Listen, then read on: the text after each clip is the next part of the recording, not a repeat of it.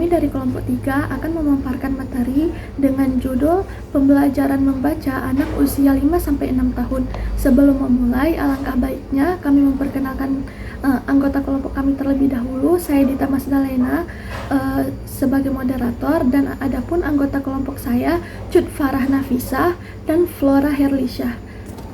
Sebelum memasuki ke pembahasan yang lebih dalam, di sini saya akan menjelaskan sedikit tentang pembelajaran membaca anak usia 5-6 tahun. Jadi, membaca itu merupakan gerbang utama pengetahuan.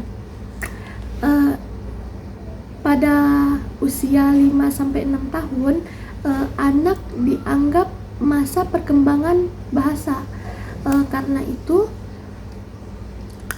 pembelajaran membaca lebih baik dilakukan melalui aktivitas yang menyenangkan seperti bernyanyi, menari, ataupun membaca buku bersama-sama di perpustakaan. Adapun tujuan utama dari pembelajaran membaca permulaan adalah agar anak mengenal tulisan sebagai lambang maupun simbol bahasa, sehingga anak-anak dapat menyuarakan tulisan tersebut.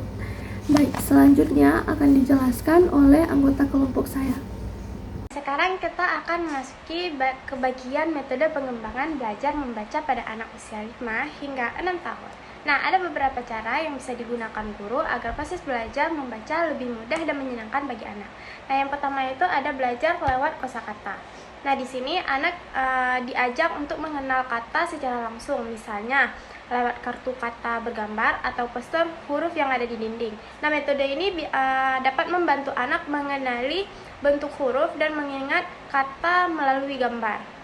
Nah, yang kedua itu ada belajar membaca lewat suku kata. Prinsipnya itu anak belajar lewat pola bunyi seperti babi, bu, bebo. Metode ini membantu anak memahami struktur kata sebelum mereka benar-benar membaca kalimat. Nah, yang ketiga itu ada belajar membaca dengan mengeja. Ini dimulai dari mengenal huruf satu persatu lalu menggabungkan menjadi suku kata. Misalnya ba, ba, ba gitu. Nah, terus ada ba, ba, lo, tambah lon, balon gitu. Tapi supaya anak itu tidak jenuh, guru itu perlu buat kegiatan ini bisa jadi permainan atau lagu. Nah, yang keempat itu ada belajar dengan multi metode. Nah, artinya guru bisa menggabungkan cara yang tadi, huruf, suku kata, dan kosakata sesuai dengan kebutuhan anak. Nah, selanjutnya kita akan membahas literasi sebagai proses sosial dan emosional. Nah, berdasarkan penelitian Abdia dan Noranisa pada tahun 2023, literasi tidak hanya soal bisa membaca tulisan, tapi juga tentang makna dan perasaan. Nah, anak belajar memahami tulisan melalui bercerita, bermain simbol, dan berinteraksi dengan orang lain. Misalnya, saat anak membaca buku bergambar bersama temannya, ia tidak hanya belajar kata kucing, tapi juga belajar tentang emosi seperti rasa senang atau kasihan pada tokoh cerita. Jadi, literasi itu tumbuh dari rasa ingin tahu dan pengalaman pribadi anak, bukan dari hafalan huruf semata. Nah, berikutnya itu ada tahap perkembangan membaca dan menulis. Menurut Angelina dan rekan-rekannya pada tahun 2022, proses belajar membaca tidak terjadi dengan tiba-tiba, tapi melalui beberapa tahap. Nah, tahap pertama itu anak menggambar atau mencoret. Ini cara mereka untuk mengekspresikan ide secara visual. Tahap yang kedua, mereka mulai meniru bentuk huruf. Tahap yang ketiga, mereka mengenali bunyi huruf seperti B atau M. Nah, dan tahap yang keempat ini, anak memahami kata sederhana, misalnya mama atau bola. Jadi di setiap coretan anak sebenarnya adalah bagian dari proses literasi awal. Karena itu guru atau orang tua perlu menghargai setiap tahap ini, bukan menuntun hasil akhir yang terlalu cepat. Baik, selanjutnya itu ada kesiapan anak dan peran guru. Menurut Isriati, keberhasilan membaca anak itu kesiapan, bisa kita lihat dari kesiapan emosionalnya dan rasa ingin tahu anak.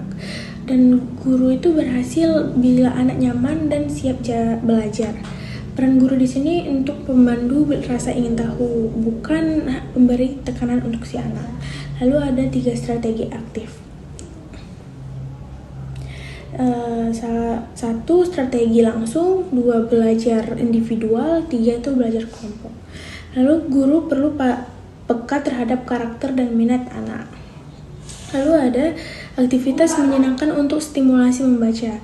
Menurut Fuada dan Rohana, anak belajar yang paling baik itu saat bahagia. Lalu aktivitas yang dilakukan itu ya bermain, bernyanyi, melihat video dari flashcard, dan membaca buku.